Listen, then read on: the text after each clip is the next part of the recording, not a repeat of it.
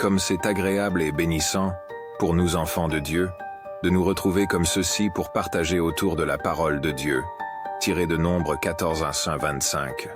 Les espions dépêchés par Dieu pour constater la terre promise que Dieu leur donnera sont de retour avec leur rapport.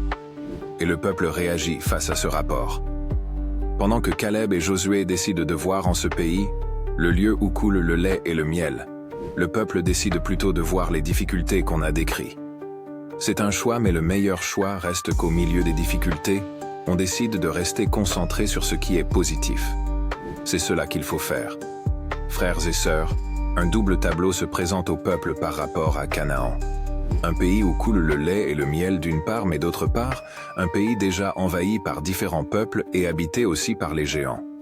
Josué et Caleb choisissent de regarder au lait et au miel qui y coulent, mais le peuple décide de regarder plutôt à l'adversité à laquelle il fera face. Le problème, c'est de l'avoir regardé au point de murmurer contre Dieu. Ayons les regards tout le temps fixés sur Dieu plutôt que sur nos problèmes. Les regards fixés sur Dieu, il aura aussi ses regards fixés sur nos problèmes. Le mal de ce siècle, c'est qu'il est souvent plein au point de ne plus voir la main de Dieu le conduire.